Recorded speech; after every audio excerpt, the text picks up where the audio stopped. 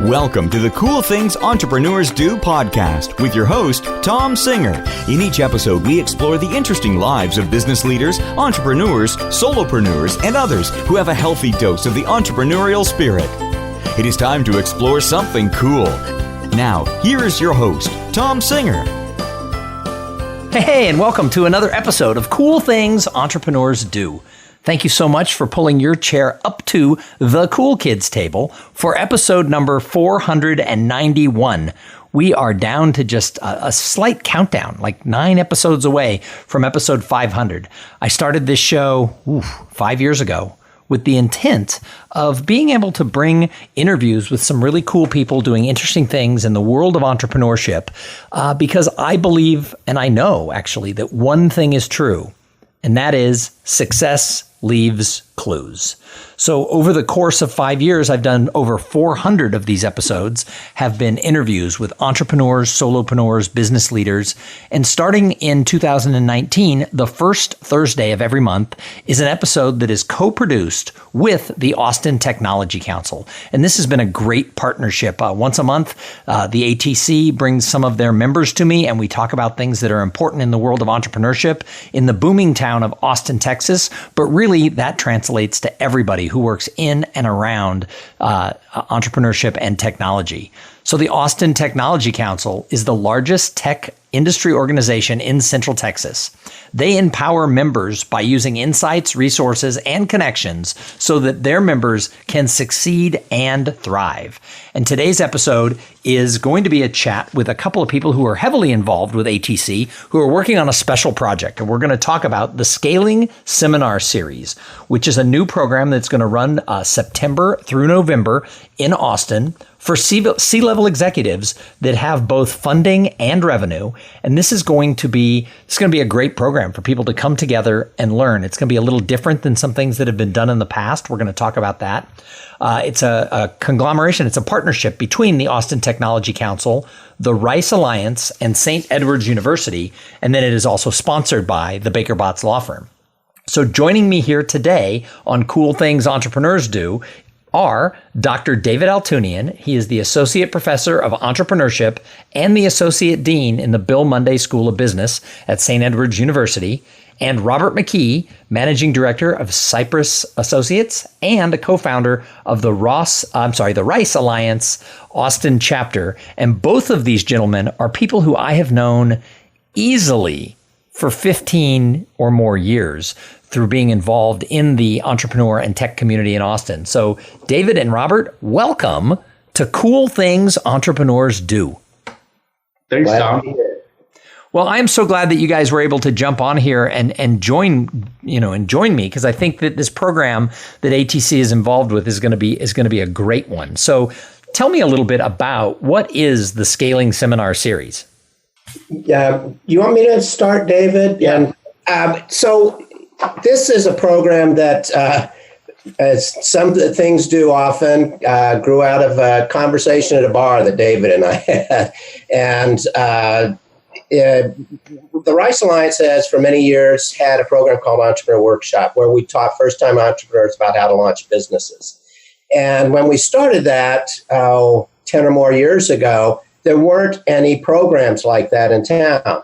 And today, we now have all these incubators and accelerators and co-working spaces and all sorts of resources for entrepreneurs to learn how to launch businesses. And there isn't as much demand for that sort of thing because there's so much supply, or there's plenty of demand for it, but there isn't as much demand for our program as there used to be. And David and I were talking about it. He had just been our kickoff speaker for Entrepreneur Workshop.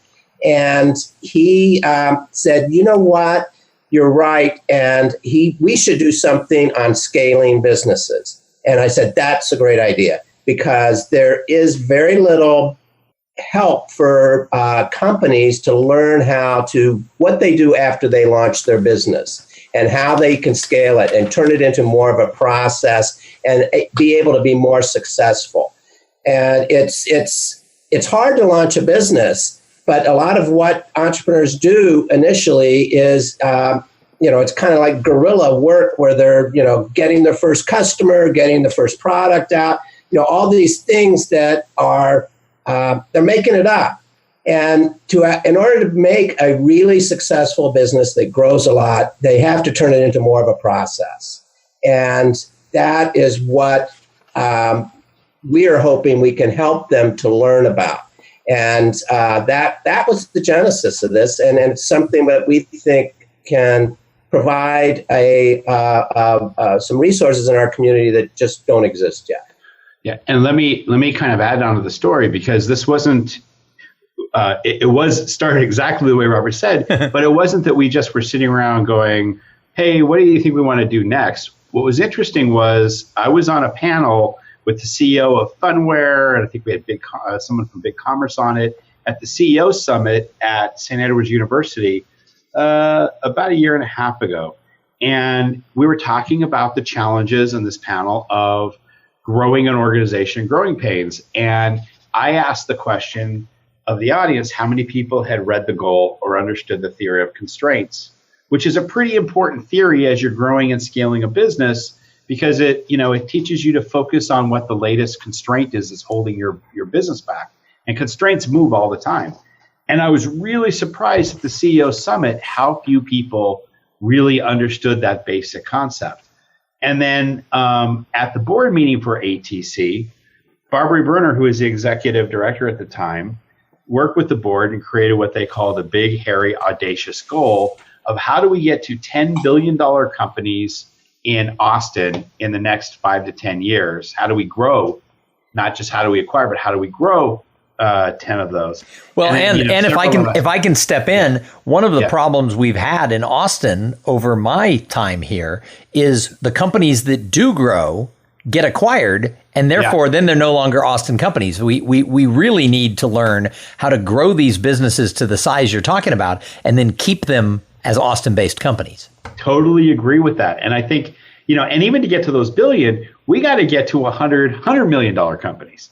So as she was doing that, and I was thinking about, as the board was saying, yep, that's the goal we want to go for, I was thinking back of this issue of, oh my God, how are we going to do this? Because CEOs that we're talking to don't even know some basic frameworks.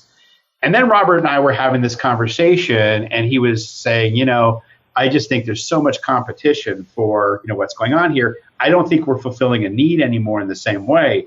And the light bulb went off, and I said, have you heard about this challenge and this problem? And that's how we kind of morphed it into that. Then the final nail in the box that was packaging up this idea, because I don't want to say coffin, not going is that we had a ATC leadership dinner last year that several of us were on a panel talking about, and we raised this issue of what's needed to build these businesses. It was a scaling seminar, a scaling discussion. And it was really clear from the questions that there was just a lot of need and a lot of interest in getting both the fundamental foundational elements of each of these areas that we're going to focus on in this seminar series, as well as the war stories that we used to do at the entrepreneur workshop. And so that's what was Genesis. So I think you're going to focus on 6 different areas throughout I guess it's 6 weeks that this 10 weeks. 10 weeks. 10 weeks. You're going to focus on these different areas. Let's go through what these areas are a little bit, and why would CEOs care to give 10 3-hour slots on their calendar? What are they going to learn? Well, so, we're broken up. Let me just go quickly over the sections. The first one is finance and accounting, then marketing, sales, operations, human resources, and we'll finish with a segment on global expansion. And again, what's really interesting about this is, if you look at each of these modules, we're tying an academic from either St. Edward's or Rice University with a practitioner who has done this or has led these areas. And it's some of the ones where we need it with an attorney from our sponsoring partner, Baker Botts, to talk about the legal aspects. So finance and accounting is a great example of, really understanding how to use a P&L, a profit and loss statement as an executive, how to use ratios to help you figure out where you're spending incorrectly or where you have opportunities to grow, how to use comps or comparisons with your segment to understand how to measure what you're doing and where you should be putting investments. So there's an example, and that's just a little bit. How do what is balance sheet looks like? What a balance sheet should look like. How do you know when you have issues? So that's an example on the finance side. Well, and that brings up an interesting thing because, I have a lot of friends who start businesses. A lot of people who listen to this show, they don't have a finance background. They don't know how to read a balance sheet. I mean, I worked at a bank, so I have a little bit of an understanding, but at being my own business, this is something that for 10 years I've struggled with as just a solopreneur, but it's really just me. So I kind of, I can get by doing that. I'm surprised how many people are scaling businesses and their top executives still can't figure out how to read the balance sheet. You're right. Well, and as you said, me, I think this is over 20 years. You know me for a long time. While I started my own company, even though I'm an academic, I was an entrepreneur. I started my own company and I ended up hiring a CEO because I wasn't comfortable that I knew how to run a business at the time. And my investors didn't think that. And so I knew how to deal with the customer product operations. Wasn't until I went back and did my MBA halfway through that experience that I really understood some of these tricks and the importance of a balance sheet and the P&L. And to be fair, I was one of those people that just looked at a P&L as a report card. And what I learned was that the heart of a company is really all the blood pumps through your P&L. And an unhealthy P&L will kill your business. And a super healthy P&L will actually allow you to grow faster. And understanding those levers and understanding the ratios and what you're doing and how you're performing, it's not a report card. It's actually an important tool for running your business appropriately. But now I'll tell you, I know you've seen it and I've seen it. Here's the balance, because it could probably go to our next subject, marketing and sales. There are also people that are really excellent at managing P&Ls and don't understand the importance of segmentation and the 4 Ps of product marketing, or how to do commissioning correctly to encourage your sales force to be properly enticed to push the product. So that's why we have a fairly balanced curriculum, because you don't want to go one side or the other. Well, that's what I was thinking as you were talking. I was thinking, okay, so as we look at, finance and accounting, marketing, sales, operations, HR, global expansion, most people who start a business might be really good with one of those things, maybe 2. But if they haven't gone and gotten an MBA, if they don't have a formal business background, they don't know these other areas. And it's like, I look at HR as an area. I'm a solopreneur. I've never had in 10 years of dealing, as, having to support myself, feed my family, pay college education, et cetera, for my kids. I've been able to do it, but I don't have employees, so I don't have to worry about HR. But most companies, especially those who are scaling, especially those who are involved with technology and groups of companies that would be part of the Austin Technology Council, HR is a really important piece of that. And yet, how many entrepreneurs who start a business have any formal training on how to deal with that? And then the same thing is true as, you mentioned, how do you incentivize a sales team? I'll give you a real quick story. A friend of mine worked for a tech company and he had a sales commission plan and he blew it out of the water. He made a lot of money for both himself and the company. But the owner of the company, who had no background in sales, looked at his numbers and got mad and capped his compensation. Yeah. So he quit. Because he made so much money. Because he made so much money. So he quit. Well, they lost their greatest salesperson and their revenues plummeted because then 2 other people quit right after him. The company ended up going away and the owner was like, but they made enough money. He didn't understand what motivated the salesperson, and capping him, not only took away their motivation, but it drove them out of the business and the business died. I think that's a really a great example of one of the things we're going to talk about in the HR section, which is, hiring the right people. And how do you know what the right people are for your business? You always hear this, and I've heard this for years, you got to have a great team. Well, yes, you do, but what does a great team mean? And what are the people you should hire? For example, here's one, and I mentor at Capital Factory. This is probably once a month I have this conversation as these companies are scaling. I always say there's 3 circles: critical to the business, important but not critical, and nice to have. You could talk about that, about product, about people, about operate, lots of things. But specifically about product, what you just highlighted is that was a person that was critical to the business, but the CEO viewed them as important but not critical, and didn't realize how critical they were until they left. And a really good executive that knows how to scale a business and understands really will take people and will map out how important is this fundamental function or this person to my organization, and how do I make sure that they're incented to stay. I'll give you one other flip of this. This is something I see all the time. I will see software companies that have outsourced all of their development to overseas facilities, but then they've hired a marketing person, they've hired an accounting person, they've hired a salesperson, and maybe some other ones. And you go, well, wait a second, what is the product you're offering? What can you not keep the doors open if you lose? And they say, well, my software platform. Okay, well then shouldn't that be the people you're hiring are software, at least a software developer that could manage your code? Because you can outsource marketing, you can outsource accounting, you can outsource.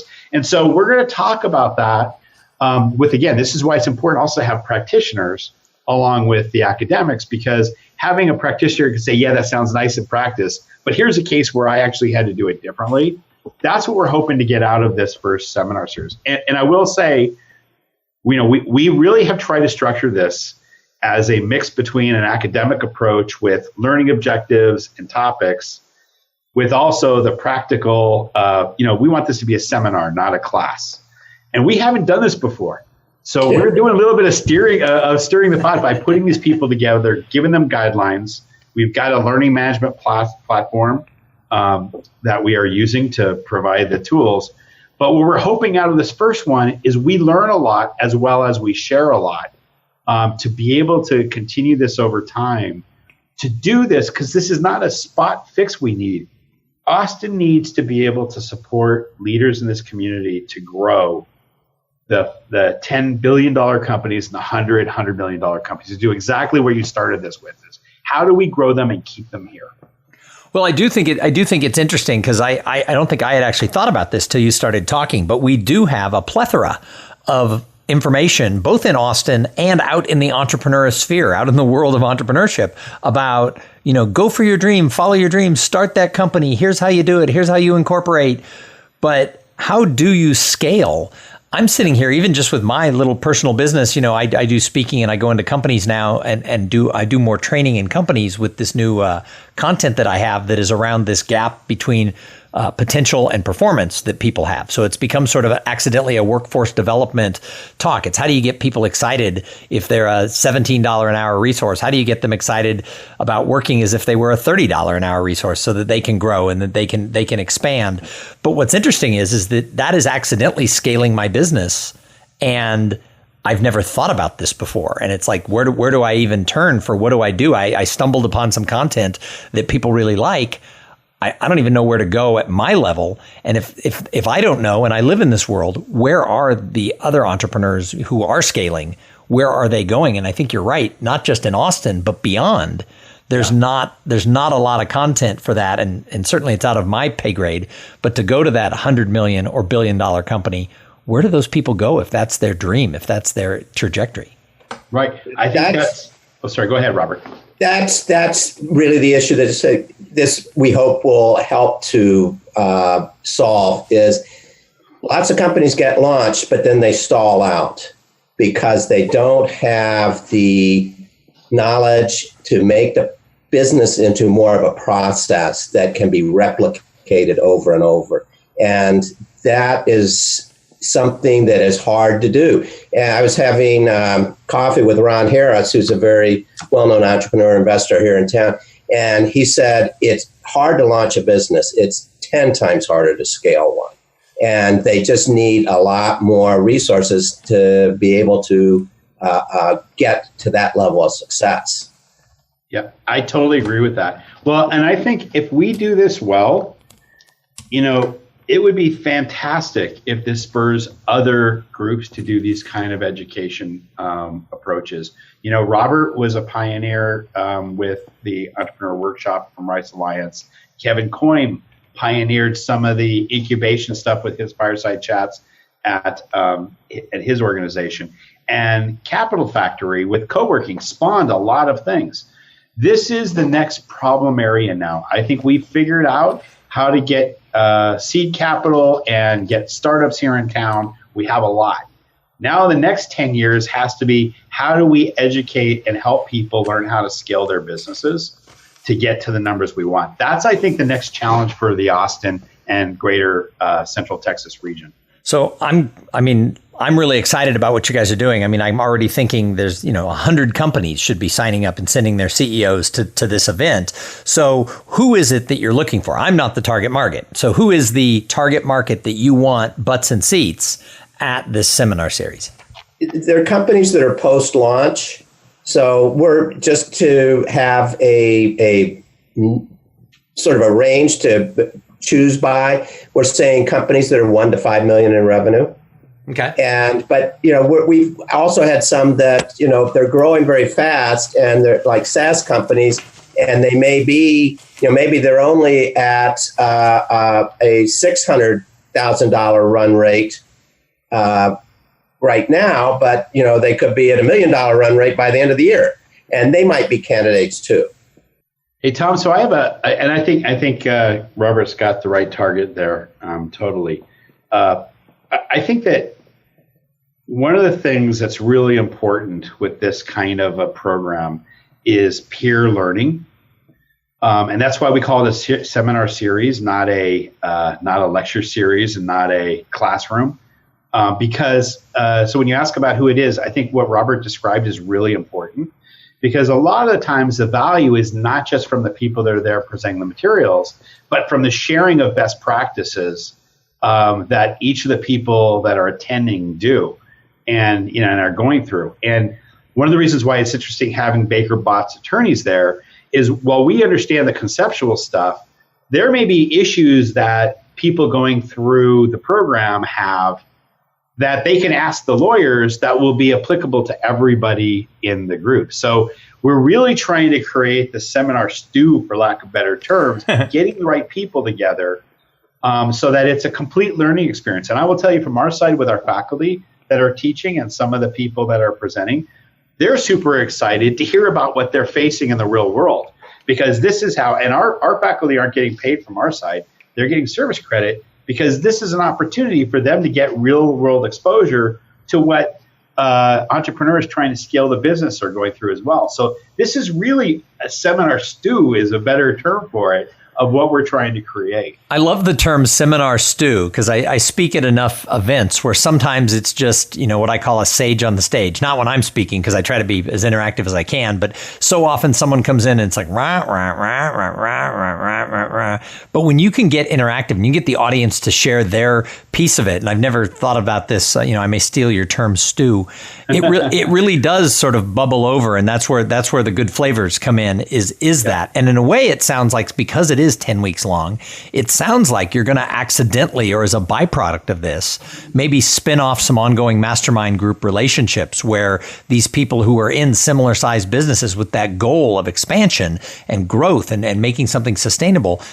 I always think that, one of the key things that you find is the people who succeed the most, they've surrounded themselves with the right people. So attending this as an attendee might actually also at the same time be that answer of the question of, how do I surround myself with the right people?